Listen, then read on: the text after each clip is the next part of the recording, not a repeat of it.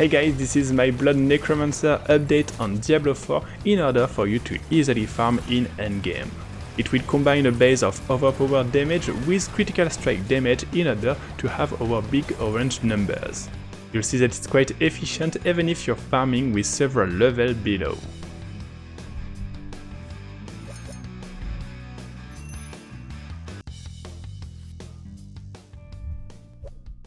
I'll start with the skills, and you want to play the corpse explosion with the corpse tendrils. They'll be automatically cast, so you won't need to push these buttons, but the tendrils will give you increased critical strike chance, and the corpse explosion, the corpse passive, so essences and a bit of damage. After that you have the Iron Maiden for life and essence, this one in order to be invulnerable, and this one in order to proc vulnerable, especially on bosses. It's not mandatory, you can also use the other blood basic attack if you wish, and lastly, of course, the blood surge.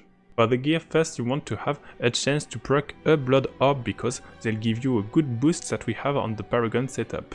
For the stats you can have dexterity, intelligence, willpower, some life and also damage increase after picking up a blood orb. Then for the armor, increase damage reduction after using a basic attack, and you can have physical damage but also blood skill damage in order to boost your attack. For the glove, increase attack speed when you overpower with a blood skill, and you can have critical strike chance, some willpower, +4 to blood surge which is mandatory, and a bit of lucky hit chance. The lucky hit chance will only help you to fortify faster, which is important because overpower depends on your current life but also your fortify amount.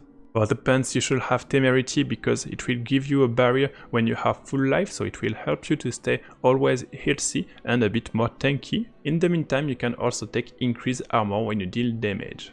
Then for the boots, movement speed after landing a critical strike, and you can get some stats, willpower, intelligence and for example essence cost reduction. For the weapon you want increased damage for your overpower if you are extra healing, and you can get some core skill damage, intelligence and also critical strike damage or overpower damage. For the offhand, the fact that you'll have another nova of blood surge and critical strike chance, damage after picking up a blood orb, willpower, intelligence and so on. For the ring, increased damage when you stand still or increased damage when you have a barrier, and this one increased damage when you consume a corpse. For the stats, either get overpower, some life, critical strike chance, a bit of lucky hit, vulnerable damage, critical strike damage and so on. For the amulet, make sure to have this one on the amulet in order to gain the maximum critical strike chance possible. That's why we are at around 80% of critical strike chance, so most of our overpower skills will also be a critical one, that's why we have our orange numbers with the big damage. For the stats, try to get some percentage of intelligence, dexterity and why not some blood skill damage. For the gems you'll want to have rubies everywhere in order to boost your maximum life, and also on your weapon for the overpowered damage. For the heart, make sure to get this one increasing your critical strike damage, and this one which will trigger your corpse skill automatically. It's important to have both of them. For the last one you can either get this one which will give you buffies, attack speed, essence and barrier, or the one stocking the damage before exploding. For the Book of Dead you want increased critical strike chance, then you have increased overpower damage, and lastly increased maximum life. Now for the skill tree you just have this one bug, so you put 1 point on it, but otherwise we go for the bone splitters with the vulnerable. Here we have our blood surge with the overpower, and a bit below 2 points here in order to proc a corpse. We'll combine this passive with this one in order to get a bit of fortify. After that we have the blood mist with the fortification, 1 point in the corpse explosion and 3 points for each of these passives. A bit below you have the Iron Maiden with the life and the essence, increased damage to curse enemies, increased damage to close enemies, and the blood passive for increased damage, increased overpower and chance to fortify. You also have the corpse tendrils with the fact that enemies will be vulnerable, and then you have these passives. First one increased attack speed, this one increased damage reduction, and this one increased sacrifice. Lastly, of course, the Rasmal Vigor to get overpower every 20 seconds.